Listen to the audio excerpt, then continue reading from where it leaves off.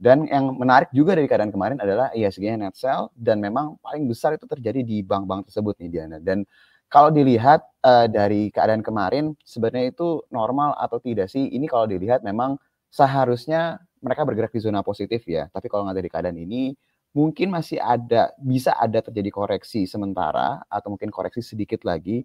Tapi kalau dilihat dengan keadaan sekarang dari sisi perbankannya itu udah mulai apa ya? Kalau boleh dibilang udah boleh menunjukkan tanda-tanda untuk entry point lebih bagus ya dengan keadaan sekarang. Jadi harusnya nggak berapa lama lagi dalam waktu dekat bisa terjadi rebound sih kalau ngelihat dari saham-saham perbankan seperti ini nih Diana. Dan yang menarik juga kita ketika kemarin bahas hari Jumat, ekspektasinya salah satu pendorong dari IHSG dari grupnya Pak Prayogo dan memang kemarin terjadi.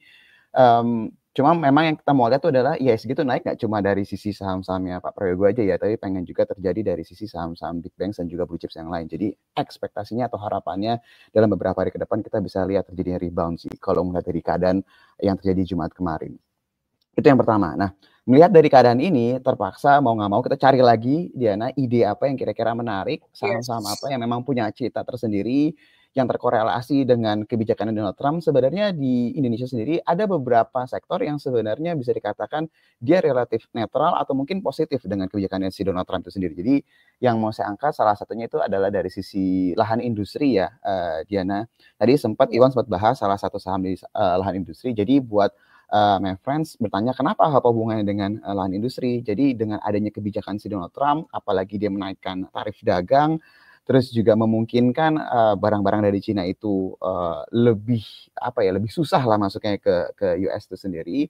Ada memang kebijakan dari banyak perusahaan-perusahaan manufaktur terutama yang memang melakukan relokasi pabrik nih, Diana.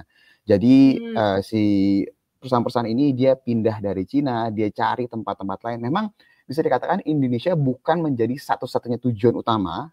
Masih ada negara-negara di Asia Tenggara lain seperti Ya. Thailand, Vietnam.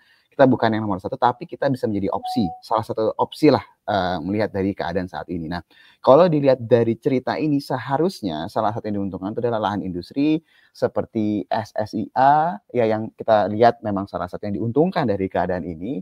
Terus juga beberapa saham lahan industri lainnya yang kalau dilihat secara momentum tuh cukup menarik untuk diperhatikan ya. Salah satu adalah Kijaya. Tapi kalau kayak Demas sama BES sepertinya momentumnya belum kelihatan jelas nih, Diana. Itu ide kalau ngelihat dari kebijakan Donald Trump yang nggak semuanya itu negatif lah ya kalau kita lihat. Jadi masih bisa ada ide yang bisa Ya. kita terapkan.